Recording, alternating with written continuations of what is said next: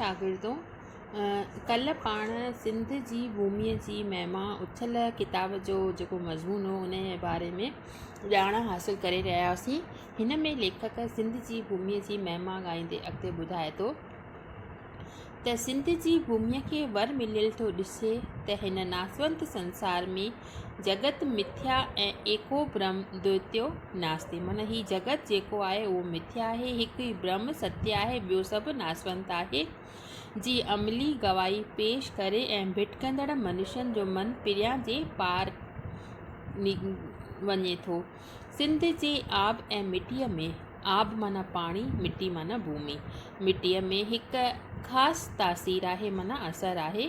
असांजो दरियाशाह न रुगो जल सागर आहे पर ख़ुदि महिराण आहे, समुंद्र आहे। संदसि पाणीअ में पवित्र नदियुनि जो मेठास आहे, थधाण आहे त संदसि बेपाया पखेड़ ऐं कूकाट कंदड़ लहरुनि में समुंड जी दहशत आहे। सिंधूअ जी कप ते रही इंसान अज़ख़ुद माना पंहिंजो पाण ई आदि ऐं अंत खे थो यादि करे, अंदर में झाती थो पाए ऐं साईंअ जी सूंहं ते अशश थो करे माना वाह वाह थो करे। सिंध जी यात्रा कई आहे, जिन सिंधूअ जी यात्रा कई आहे, झूलेलाल जो नारो हयो आहे, उन्हनि खे ई सुध आहे माना ख़बर आहे त दरिया सां कहिड़ी सुर्की थो प्यारे, कहिड़ा रूहानी आध्यात्मिक ज्ञान जा राह थो असांखे अॻियां पेश करे। ही दरिया उहो आहे जंहिं अनेक विचित्र दृश्य ॾिठा आहिनि। हिन दरिया जे कप ते ऋषियुनि वेद मंत्र उचारिया ऐं मलेच्छनि मदायूं कयूं। हिन दरिया खां आर्य ऐं अण आर्य, सथियन ऐं द्रावड़, ईरान ऐं तुरानी, यूनानी ऐं तातारी, पूरबी ऐं पश्चिमी मुख़्तलिफ़ मज़हब लंघे पार पिया।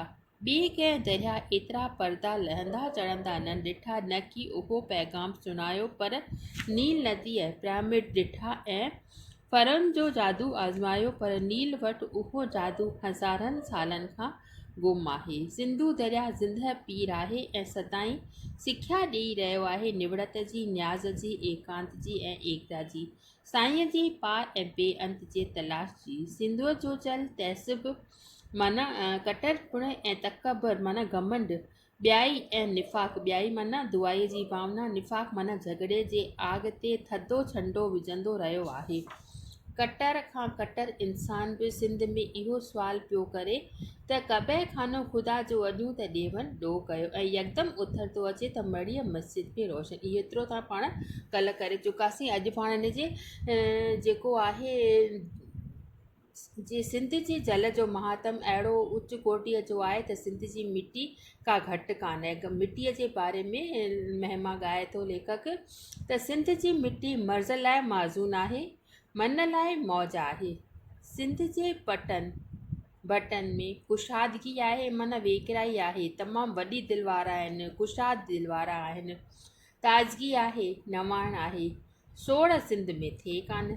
सिंध में सदाईं सुकार आहे माना सस्ताई आहे। जिते सोढ़ कान्हे, सुकर आहे, उते सबुर आहे। सबुर आहे माना शांती आहे, धीरज आहे, मन खे शांती आहे, सूंहं लाइ अभिलाषा आहे माना इच्छा आहे।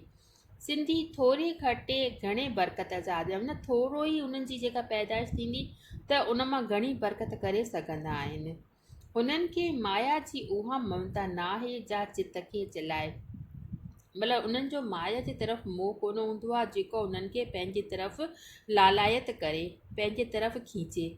थोरी महिनत सां सिंध में हर को माण्हू सुखियो सता, थोरी महिनत करियो ऐं घणी लालच उन्हनि खे आहे कोन, थोरी महिनत करे सुखिया सताबा थी करे पंहिंजो जीवन जो गुज़रान कनि था।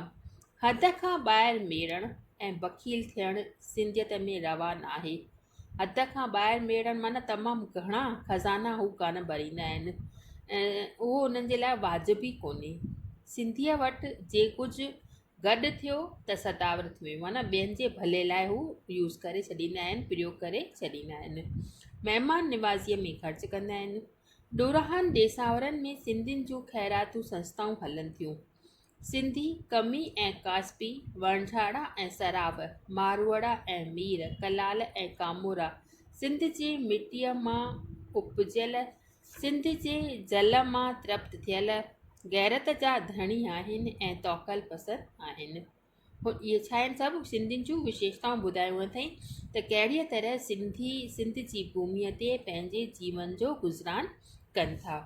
हुननि खे पंहिंजे रॿ ऐं ॾुध भत ऐं बोर पराए पुलाउ खां घणो वधीक वणनि था। ॿियनि खे खाधे पीते चोड़ण मारण ते हुननि खे रश्क नथो थिए, माना रीस नथी थिए, साड़ पच जी भावना हुननि जे अंदर में नथी अचे, हुननि जो अंदरि नथो जले। सिंध जी मिटी छूत छात या वेर ऐं तहसीब लाइ कातिल ज़हर आहे। सिंधीअ लाइ चीटीअ ऐं कंचर में सम ॾिसणु भॻवानु, इहो रेफरेंस अथव ऐं इलाही दफ़ा ईंदो आहे, इम्पॉर्टेंट रेफरेंस आहे। छा थो चए त सिंधी जेको आहे उन जी मुख्य ख़ूबी इहा आहे त चीटी ऐं कंचर, हिकु चीटी हिकु कोयली जेका हूंदी आहे ऐं कंचर माना हाथी, त उन्हनि ॿिन्ही में त चीटीअ में भॻवानु अलॻि आहे ऐं हाथीअ में भॻवानु अलॻि आहे, इहो कोन्हे, पर उहे जेके आहिनि सिंधी माण्हुनि जी विशेषता आहे त सभिनी में हिकु समान भॻवानु ॾिसनि था।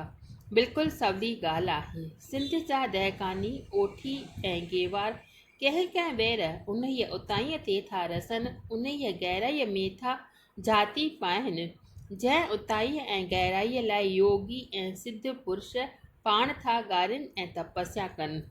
उठ ते चढ़ी सिंध जे पटनि मां सफ़र करणु माना मन खे ईश्वर जे पासे खीचणु, एकांत जे आलाप खे कन ॾेई ॿुधणु, कॾहिं कॾहिं सुध बुध बि विञाए विहणु।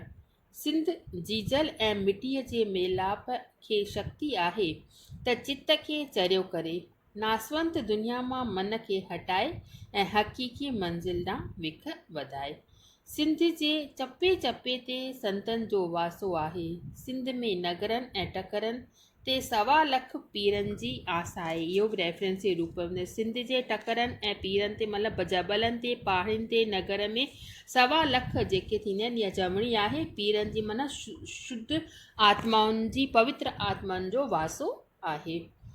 दुनियावी वॾाई ऐं तवारीख़ बबके जो सिंध जे वादीअ में नाव बि कोन्हे। सिंध जे रवायतुनि ऐं इतिहास में न हुकुमराननि में जंगजूनि जो ज़िक्र आहे, न अवतारनि ऐं पैगंबरनि जो विस्तार ई आहे। सिंधियत जो ज़ोर रहियो आहे पाण विञाइण ते, न पाण वधाइण ते। इहा बि रेफरेंस जे रूप में ईंदी अथव। व्याख्या जो क्वेश्चन ईंदो आहे तव्हांजो 5 मार्कुनि जो नंढो क्वेश्चन ऐं 5 मार्कुनि जो जेको हवालो ईंदो आहे, त हीअ हवाले जे रूप में जेके कोटेड आहिनि इहे तव्हां चङी तरह सां सम्झी छॾिजो ऐं चङी तरह सां पाण में नोट्स ठाहियो, हवाला क्लियर कयो, जेको न अचेव उहो मूंखां पुछंदी कयो।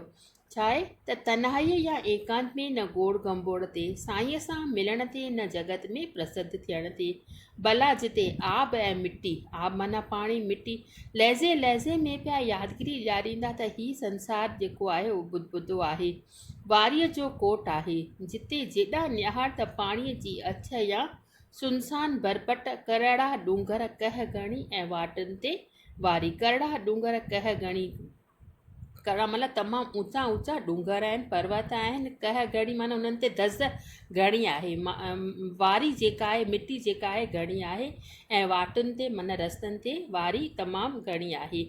तिते दुनियावी शान ऐं शौक़ु दिलि खे कीअं ॾोलायमान कंदा, माना तिते ही ॿाहिरीं जेको ॾेखाव आहे पंहिंजे दिलि खे आकर्षित कॾहिं बि कीना, दिलि उन्हनि जी कॾहिं बि न हिलंदी। जिते कुदरती नज़ारा, कुते सुंदर सुंदर नज़ारा आहिनि, उन्हनि जे तरफ़ उन्हनि सिंध जे माण्हुनि जो मन जेको आहे खिचजंदो आहे, त उन्हनि खे ही दुनियावी जेके ॿाहिरीं नज़ारा आहिनि, मोह आहिनि, उन्हनि खे पंहिंजे तरफ़ आकर्षित कॾहिं बि न कंदा आहिनि। इन ई सबबु सिंधी जेके आहिनि तौकली आहिनि, माना तमामु होशियारु आहिनि, ज़िंदह दिलि आहिनि, उन्हनि जी दिलि जेका आहे वॾी आहे। जीअं सिंध जे जायुनि में काराण कान्हे, अंदरां हिकु ॿियो कोन्हे, न बिरज आहे, न मीनार, न तहखाना, तहखाना माना अंडरग्राउंड, न भूल भुलैया, तीअं सिंध जे माण्हुनि में फ़रेब कान्हे, माना धोखेबाज़ीअ जी भावना कान्हे, रियाव कान्हे, माना साड़ पच जी भावना कान्हे, ॿियाई कान्हे, माना बुरे ई कान्हे, बुराई कंहिंजी बि हू बुराई नथा कनि, अहिड़ी आहे सिंध जी भूमि। त इहो सॼो जेको आहे इहो चैप्टर कयोसीं पाण सिंध जी भूमीअ में, इहो इम्पॉर्टेंट चैप्टर आहे। हिन में जेके आहिनि रेफरेंस तमामु घणा ॾिनल आहिनि, उन्हनि खे चङी तरह सां यादि कयो। ऐं हिन में क्वेश्चन ईअं थींदो त लेखक सिंध जी भूमीअ जी वाखाण कहिड़े नमूने कई आहे, या सिंध जी भूमीअ जी व्याख्या पंहिंजनि लफ़्ज़नि में कयो, या सिंध जे जेको जल आहे या मिटी आहे कहिड़ो तासीर थिए थो माण्हुनि ते, उन जे बारे में खोले सम्झायो। त इहो क्वेश्चन थींदव। त इहो चैप्टर थियो पंहिंजो सिंध जी भूमि जो, इम्पॉर्टेंट अथव, तव्हां चङी तरह सां यादि कजो। कुझु न अचेव त मूंखां भले पुछी सघो था।